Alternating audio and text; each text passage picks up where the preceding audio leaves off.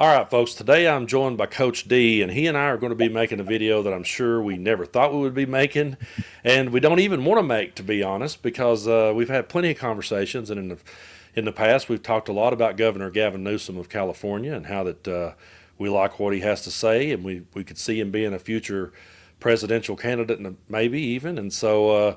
We heard through the grapevine that he had. At first we thought that he had went on Charlie Kirk's podcast, and that raised eyebrows. And then come to find out, no, it was the other way around. He invited Charlie Kirk to be on his, and we both sat and watched it, and just both had the same kind of moment of like, is this reality? Is this what we're seeing? And we both talked about it before the camera started rolling, so we'll just start rolling now and tell you our thoughts. But Coach, what did you think about the fact that Gavin Newsom would invite someone like a Charlie Kirk? So it's crazy. Here's the thing. Charlie Kirk just started this podcast. This was his first episode. And he chose to have Charlie Kirk on that first episode of his podcast. And I don't know. I feel like when I was watching it, it was all about likes, clicks, popularity. He seemed to be oogling over Charlie Kirk as opposed to pushing back on things that we both know Charlie Kirk has said that's way out of pocket. And for me, it was I texted you, I watched about 11 minutes of it and I was like, I don't think I can stomach any more of this. And then I got up this morning and I watched about 30 more minutes of it. And I just thought, my goodness, I was ready to talk about this before I even got through the whole thing. And it pretty much doesn't even matter to me what he said in the last 15 minutes that I didn't watch. The rest of it to me was a shit show. Yeah, man, it truly was. And you know, one of the arguments that a lot of people are going to make, they're going to say, well, you got to get out of your safe spaces and you got to go out there and you got to have conversations with people that you don't always agree with. And I'm all for that. I'm a person that believes we should have those tough conversations. But this is, to me, this is the absolute worst of MAGA. Charlie Kirk is the absolute worst, and he's amplified the absolute worst of ideas and of people. He's platformed just the bottom feeders. And so to acknowledge this guy and act like he's a superstar and almost fangirl out over him, and that's how it came off, Mm-hmm. I just truly was disturbed to see that be someone he would pick as his first guest. Yeah, and that's what I agree with you on. He brought him on there as if he was, here's what I hate about what's going on with the Republican Party right now. They think because they won this one election, now they are the authority on how to win elections, and Democrats should be listening to them because we're all wrong and they're all right. And that's how he took Charlie Kirk. He took Charlie Kirk as this voice of, how can we win these elections now? And he basically legitimized Charlie Kirk as some, political figure who was an expert on winning elections. And it was just Charlie Kirk basically giving digs into Gavin Newsom, with Gavin Newsom giving no pushback at all. It was like the Charlie Kirk show, and Gavin Newsom was just there to say, I agree with your perspective. I respect that perspective. Thank you for giving us your perspective on that. To me, that was just no. Yeah, it came off like that he was trying to get ideas from him as to how we should win, and sit there Mhm. and just kind of, it did look like it was the Charlie Kirk show. That's exactly how it came off. But one thing I say to people who wants to talk about these safe spaces and getting out of these safe spaces is I've probably had more beers with Republicans than damn near anybody because I played in dive bars in my part of the world for over 20 years. I was always talking to people that I disagreed with, and we had conversations. I remember back during the Iraq War, there were plenty of people who was for the war. I was opposed to it.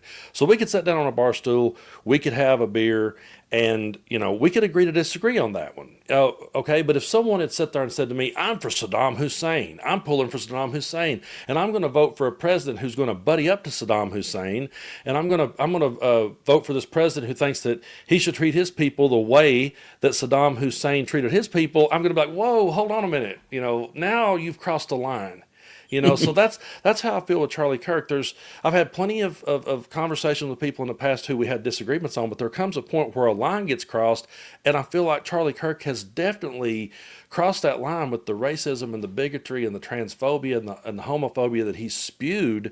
And then for Gavin Newsom to sit there and be like, "Yeah, you're right," and oh, my son loves you, and then he's just kind of poking fun back at Newsom as though like, "Yeah, well, why didn't you let your kid come today?" It's just, it's Yeah. ridiculous. So I'm glad you brought this up. A couple of things, because I honestly commented on the video and I said, Gavin, this was a shit show. You platformed the racist and a bigot, and you didn't call him out on his racism and his bigotry. But I'm glad you brought up, because I took notes. I was so mad. I was just like, what can I do? I took notes. So it started out, and you just brought this up with them talking of, with Gavin welcoming him and telling him that his son wanted to be there to see Charlie. And Charlie's like, oh, where's your son? My 13. And Gavin said this: you're making a dent in that demographic with kids like my son. Gavin, to me, it's your responsibility to teach your son that is a bad person. That's not okay. It's not okay to admire someone who is a racist and a bigot. And Charlie Kirk may not use the term racist and bigot for himself, but if you said these things, he wouldn't deny them. And you can take the things that he said and you can align those with what racists and bigots say. And that's the part about the whole thing that really, really made me mad, is that you have this guy oogling over Charlie Kirk and telling him that, oh, my son, wanted to see you. And then just saying that he made a dent in that demographic. I was like, no, and Gavin's just sitting there and he's agreeing with Charlie Kirk about everything that he's saying. And I don't know. It almost felt like Gavin Newsom admired Charlie Kirk. Yep. Like he looked up to him almost. Like Charlie Kirk's 20 years younger than him, but it Yep. seemed to me like Gavin Newsom was looking up to him. And it would have been completely different if Charlie Kirk had have built his reputation in a different way. It would have been different if he'd have built it on the ideas and on good ideas. But instead, Charlie Kirk goes out there and he absolutely builds his entire reputation on the worst.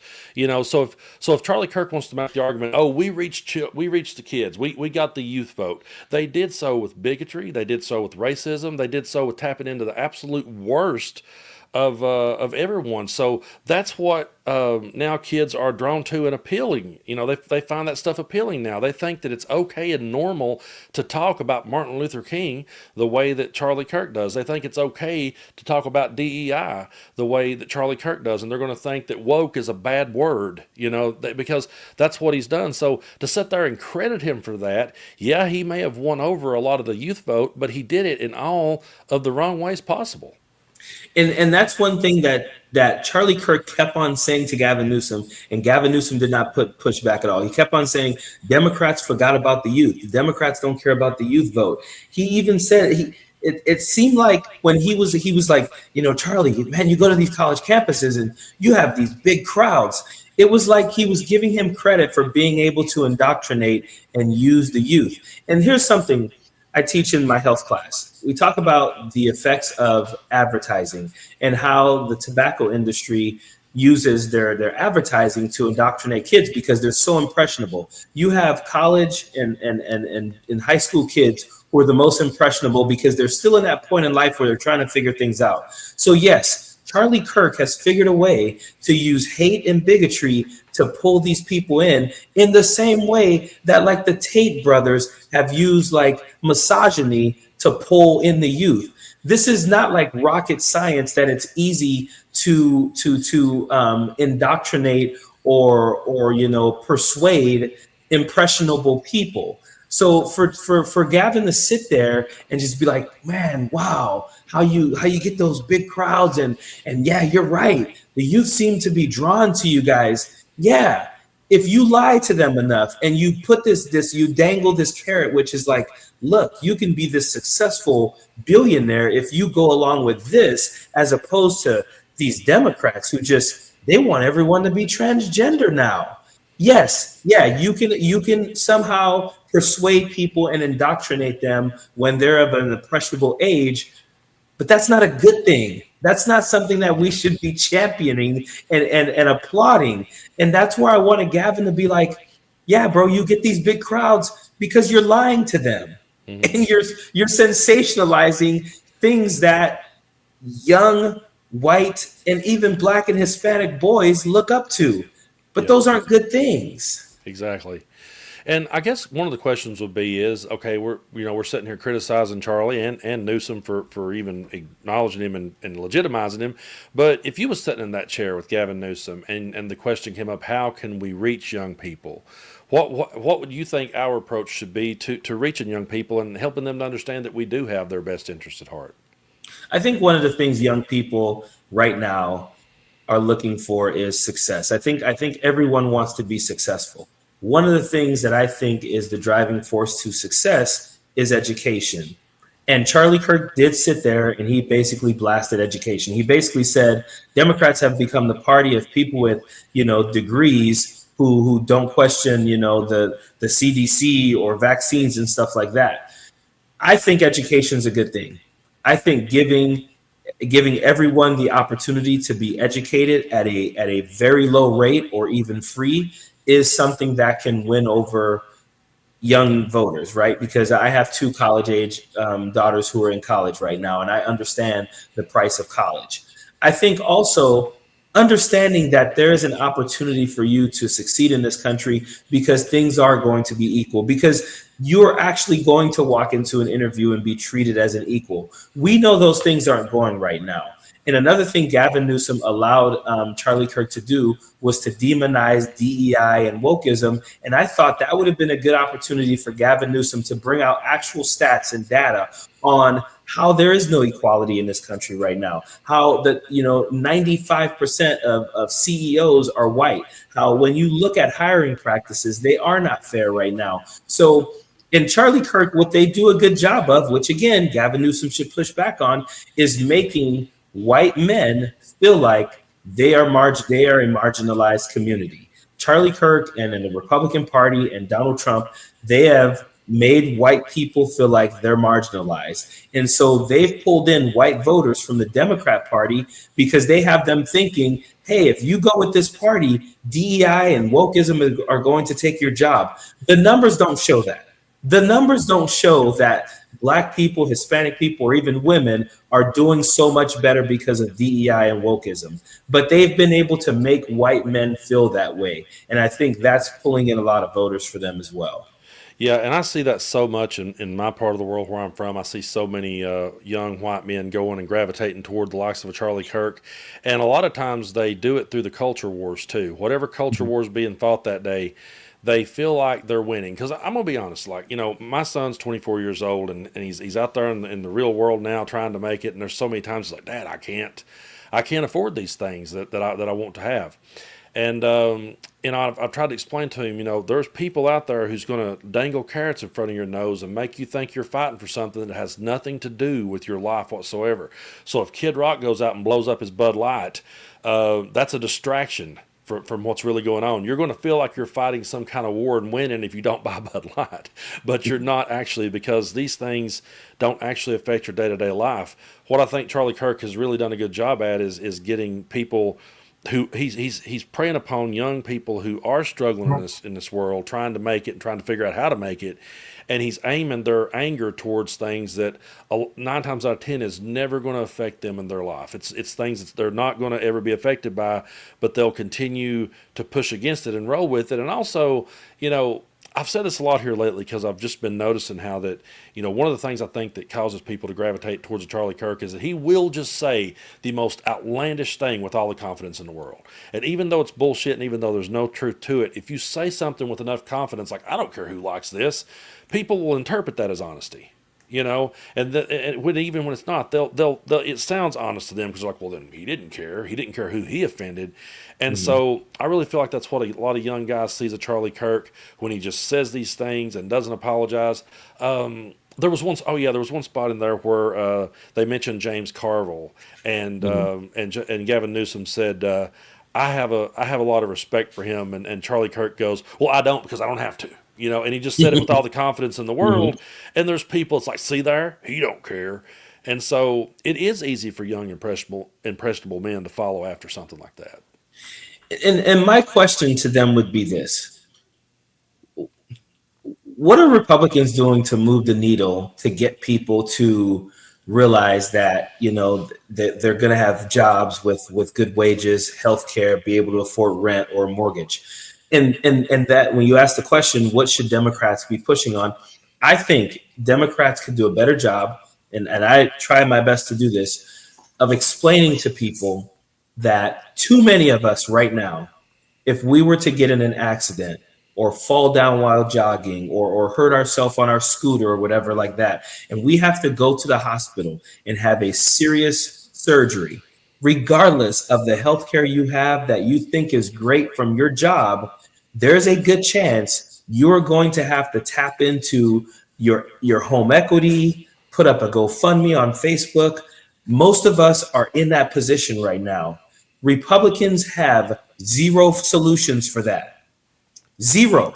They are never out there talking about, we're going to get you health care so that people don't have to take out second mortgages on their homes or beg their friends for money in order to take care of themselves. I know people right now who are in the hospital who are posting, having their kids post from the hospital, and they're talking about how much they're paying for health care right now, how much they're paying to stay alive right now. Republicans have no solutions for that. Republicans don't talk about the solution to the cost of rent right now in a lot of cities where people don't have good jobs. They're not talking about that. And so allow Republicans to talk about DEI and wokeism as much as they want. And then we talk about solutions, because yes, the culture war stuff seems cool. If you're 18, 19 years old, it seems really cool that Charlie Kirk is saying some of the things you're thinking. He's sticking it to people that you don't like. How is that going to pay your rent? How is that going to pay your mortgage? How is that going to pay your college bills? How is that going to pay your health care? And that's the thing I don't think we're explaining as much. And I think when we get a chance to get in there and we have the numbers, then we got to actually take the action. We talk about universal basic income. Republicans will call things socialism, and then when they decide, when their side basically comes out and imposes or proposes the same exact thing, it's a good thing. Think about it right now. Elon Musk and Donald Trump came out and they floated this idea of giving people $5,000 checks because of all the waste and fraud that they found, right? And Republicans are like, yeah, look at that. They're going to give us money. If Joe Biden had come out and said, you know what, I'm going to send everyone $5,000 checks, they would have called it socialism. They would have said, look, they're trying to have the government take over our lives. They're trying to give you money so that you can become Democratic voters. But they float the same exact thing, and suddenly this isn't socialism anymore. Yeah. That drives me crazy. We got to stop allowing them to control the narrative, and we got to do stuff even when they call it socialism. Like there's a lot of things I think Joe Biden did great. But I think when you allow these people to just control the narrative, when they're out there saying things like, well, if we weren't giving money to Ukraine, maybe we could take care of American citizens. That's bullshit. When we stopped giving money to Ukraine, we just did, right? We cut off funding to Ukraine. We also found all this waste, fraud, and abuse. Why are we still not taking care of American people? Exactly. They get away with this and we allow them to, and it pisses me off. I'm sorry. Man. No, it's true. I thought the same thing went through my head, and I saw people saying, well, all these people that opposes Trump and Musk shouldn't get any of that money. Don't give it to them. Just give it to us, And I'm like, okay, but I remember those stimulus checks that was like, oh, it's socialism. I don't need a handout from him. That's not what I need. So you're never going to win with those people. But, man, we're going to keep trying, and we're going to keep pushing back, and I appreciate you for coming on. I really hate we had to make this video because I always like Gavin Newsom, and I just think it's a shame. But where can people find you, and where can people subscribe? You made it over 100,000, man, so congratulations on that. That was big, man. 100,000 was cool. I'm at a point now where I'm like, where do I go next? I mean, I was asking people for 100,000, and then I get there and I'm like, I don't want to ask people for anything else. This feels great, and you're sitting here at 635,000 and everything, and it's so cool, man. But I appreciate people. They can find me at Coach D_speaks on all platforms, and yeah, man, I appreciate being on here, and it's unfortunate. I mean that I don't like doing it either. And we literally got through probably about 10 minutes of the video. Yeah. There's just so much to it, man. I think it would have been completely different if that intro I saw enough clips, and then when I went back and watched the intro's what really, I think, offended me more than anything. And I was like, okay, I've seen enough. And and it sucks. I just wish that we had people that would stand up and call this stuff out, because they spent the entire time, they never thought Joe Biden won it. And now even more so now they think they've been winning ever since Trump's been around, and so they're just so empowered now. And I think more people needs to call them out. And I know people like me and you are always going to do that. And like you said, we need to start showing people here is our plans, because all they have is concepts of a plan. Our side has more popular ideas. We just got to get through. And so hopefully we'll do that. But Coach, it was great talking with you, and we'll do it again. Always a pleasure.